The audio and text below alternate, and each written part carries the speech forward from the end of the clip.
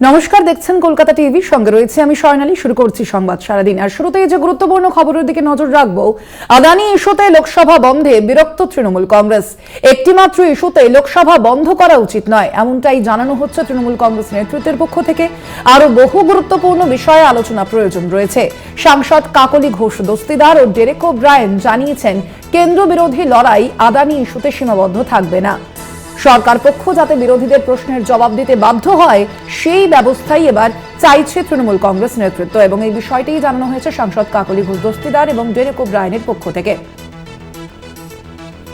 আমরা কথা বলবো, ফোন লাইনে রয়েছেন প্রতিনিধি জয়ন্ত চৌধুরী। জয়ন্তদা, এর আগে আমরা দেখেছি তৃণমূল কংগ্রেস এবং যে বিরোধী ইন্ডিয়া জোট, তাদের সুরে সুর মিলিয়েই কিন্তু কথা বলেছে। এবার একেবারে ভিন্ন সুর। সেক্ষেত্রে তৃণমূল কংগ্রেস নেতৃত্বের পক্ষ থেকে ঠিক কি বলা হচ্ছে? ভিন্ন সুর বললে পুরোটা বলা হয় না, কিন্তু ঘটনাটা হচ্ছে যে তৃণমূলের যে যুক্তি, সেই যুক্তিটাও একেবারে উড়িয়ে দেওয়ার মতন নয়। সেটা হচ্ছে দিনের পর দিন সংসদ চলবে আর শুরু হবে, আর তারপর কোনো আলোচনা হবে না এবং সেটা পণ্ড হয়ে যাবে। এখন ঘটনাটা হচ্ছে যে বরঞ্চ তৃণমূলের যেটা বক্তব্য, এই অভিজ্ঞতার উপর দাঁড়িয়ে, এর আগে অভিষেক বন্দ্যোপাধ্যায় গতকাল তিনি সংসদের বাইরে দাঁড়িয়েই তিনি জানিয়েছিলেন যে অনেক বিষয় আছে যে বিষয়গুলো নিয়ে সরকারকে চেপে ধরার মতন জায়গায় রয়েছে, সাধারণ মানুষের এর ইস্যু রয়েছে, যেমন ওয়াকফের বিষয় রয়েছে, যেমন ধরুন মূল্যবৃদ্ধির বিষয় রয়েছে, যেমন ধরুন বেকারিত্বের বিষয় রয়েছে, যেমন ধরুন মণিপুর জ্বলছে বিষয় রয়েছে। এরকম অজস্র বিষয় রয়েছে যাতে সরকারকে বেকায়দায় ফেলা যায়, সরকারকে প্রশ্নের মুখে ফেলা যায়।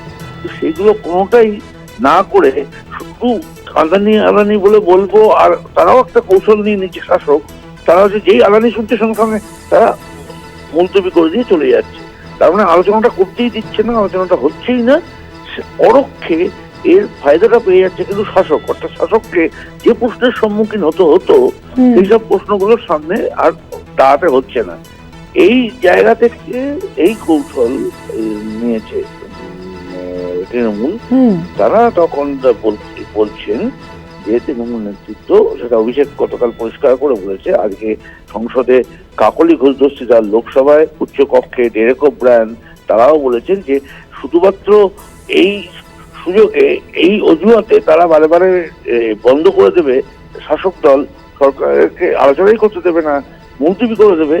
এইটার থেকে বেরিয়ে আসার জন্য তারা বলেছে শুধুমাত্র একটা ইস্যুতে নয়, সব ইস্যুতেই আমরা প্রশ্ন করব, সুতরাং এমন কিছু করব না যাতে সরকার এই অজুহাতে অধিবেশনটাকে মুলতবি করে দেয়। আর অধিবেশন যাতে মুলতবি হয় সেটা কিন্তু সরকার মুখে যতই নরেন্দ্র মোদী বলুন না কেন, সরকার কিছুই আলোচনা চায় না, কোন রকম বিরুদ্ধ স্বর তারা চায় না। আমরা গত লোকসভাতেও আমরা সেই জিনিস দেখেছি।